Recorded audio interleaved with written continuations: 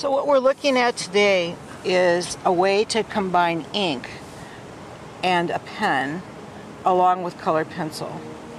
And one of the beauties of working with pen is how fast it is. It's just, you know, really, really quick. And let's just say you're riding in a car with someone and they're driving and you're sketching. It's amazing how much you can get just with a pen.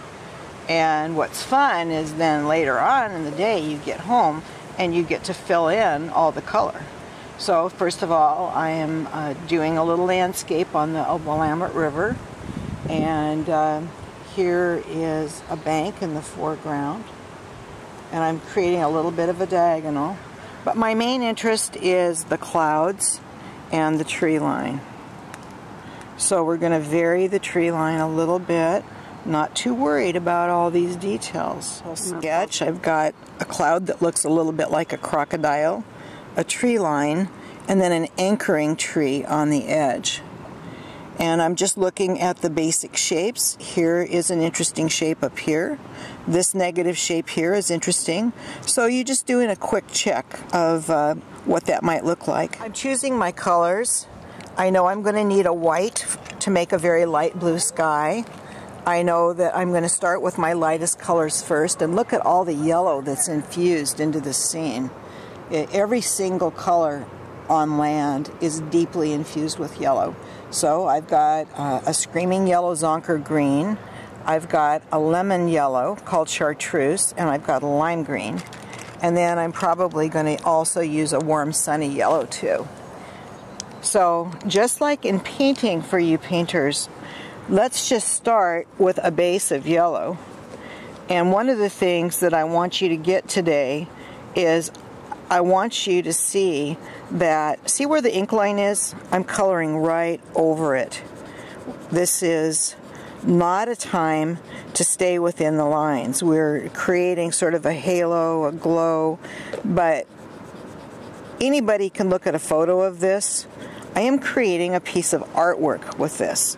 So I'm deliberately making choices that will be interesting. So it's all about the quality of the color. It's all about the quality of what the colored pencil looks like on the paper. As artists, that's really all we have to offer, you know. We don't have, it's a 2D medium. So I always say, let's just make this 2D medium as beautiful as we can with the actual color, texture on paper. So I'm using denim blue for the darker part of the upper sky, and I'm putting in denim blue above, and then below I'm using true blue. And what I noticed as I started laying in true blue and then started going in with white, it's creating an interesting yellowish, streaky appearance. And I had not intended that. I was thinking of a smooth, clear blue sky. But this is a little gift from the art gods or the art goddess. And you just go with it. You just say thank you. And actually, it adds enormously to the sort of the spontaneous quality of your art. To just accept these little gifts that your medium actually offers you.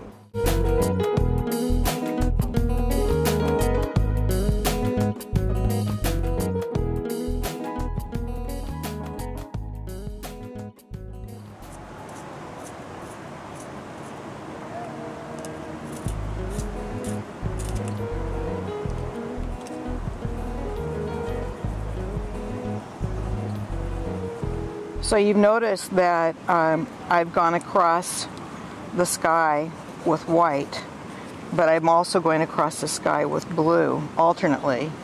And I'm not going around the edges on the trees. The trees are mostly green, so I'm just going right straight across as I work on my sky.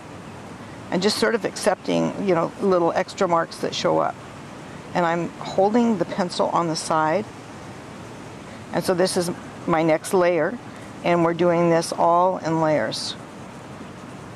Much like watercolor, you think layer, layer, layer. You're playing a game of chess, you're thinking ahead.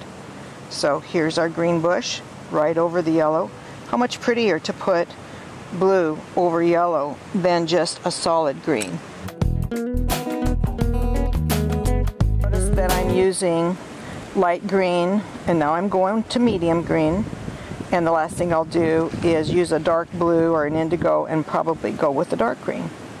So it's called Vert Period or parrot green. And again, am I staying in the lines? No, I'm being a bad girl. I'm going outside the lines.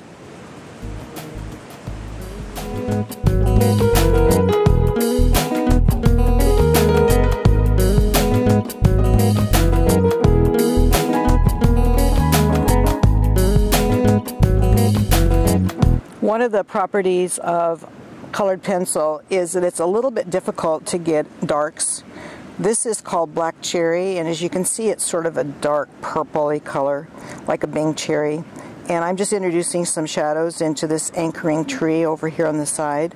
So bear in mind, we have light, which is the yellow, we have a medium in the parrot green, and then now I'm going in with just a little bit of the dark purple and creating some shadows.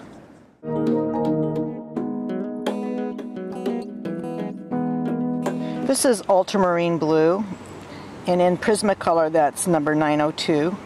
And what I'm doing now is just anchoring these little bushes a little bit so that there's some dark and they look like they're on the planet Earth, so there's a shadow.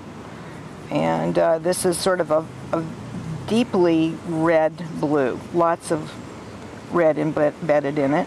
And it's very transparent, so I'm just putting it right over the top of the yellow. I'm not being real careful about trying to get these shadows exactly right, but it does help a lot to make it look real. Just a little bit real. We don't have to be too real here.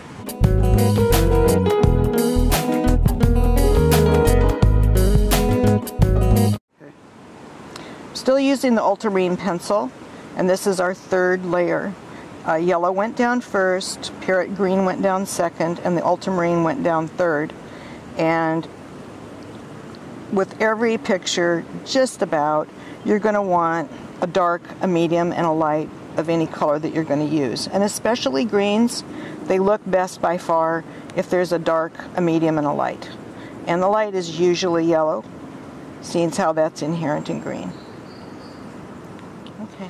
The clouds already have a layer of white on there. And I'll warn you right now that the white looks yellowish compared to your paper. But this is what you have to work with. And you notice that I'm going back to my true blue. I don't expect you to use the same colors that I'm using, but I wanted to give you a general idea. But notice I'm going right over the line, just going into the clouds. And then if you come back in with the white, you can just smear them in there a little bit, like that. So I'm going to leave the cloud relatively simple and untouched. There'll just be a little bit of blue here and there, just very softly laid in. Not getting too fussy about it. Okay, again, this is Prismacolor's Colorless Blender. All the different brands have one, and it adds no color, but it does a beautiful job of just smearing the colors together so that they're not quite as separated. And if that's the effect that you want to get, this is the way you do it, because notice that it's adding no color of its own. So you can refine your drawing just a little bit. I'm going to need it up here. I've got a darker sky, and notice how it changed even the way the color looks. It did not add color, but it just smeared it in. And you know what? That sky, it might be just perfectly fine. I may not do a whole lot more to it than that. I add a little bit more ultramarine into the denim blue. And you know what? I think I'll just hit it. I don't stop right at the tree. I push it right against the tree so it doesn't look like the artist's hand just stopped.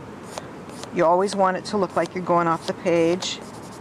And you know, for now, that might be just perfectly fine. I might play with it later. That's one of the fun things that you do, is you go home at night and you get to play with this a little bit later when you see it for a second time.